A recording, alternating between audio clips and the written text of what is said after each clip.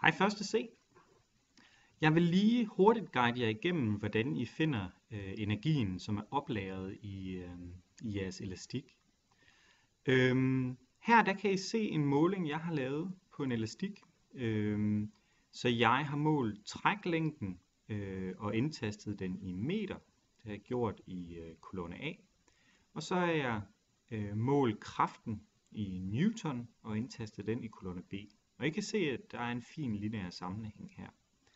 Læg mærke til, at jeg har indtastet den kunstige måling, at når jeg trækker min elastik med 0 meter, så kræver det 0 newton. Det er en vigtig lille detalje. De her data skal vi ind i Logger.Pro, så dem markerer man, og så kopierer man dem. Man kopierer dem, og så åbner man Logger.Pro. Når I har Logger.Pro åbent, så kan I klikke i den øverste venstre kolonne her i datasættet, og så kan I indsætte de data, I har kopieret. Så nu er de så kommet ind i Logger.Pro.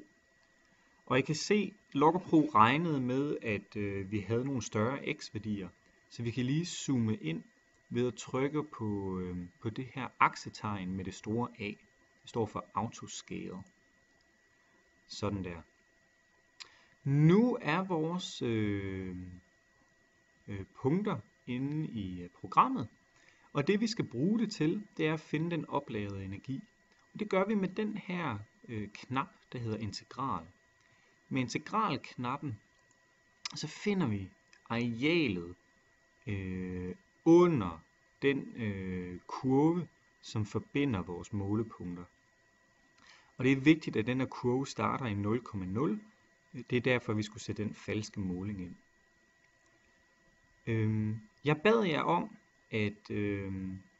at I skulle have målinger op til og med den største udstrækning, I bruger, når I fyrer jeres elastik af. Hvis nu det ikke er lykkedes, så kan I trække i den her sorte firkant, og så kan I vælge den udstrækning. Så nu har jeg for eksempel valgt 17 cm i stedet for 20 cm. Nu tager jeg den lige tilbage til 20 cm, fordi det er den udstrækning, jeg vil bruge. Det I nu kan se, fordi den her er i meter, og kraften er i newton, så det her areal, det her integral, det angiver faktisk energien i joule. Så der er oplagret 2,140. Nu skal jeg lige tænke mig om.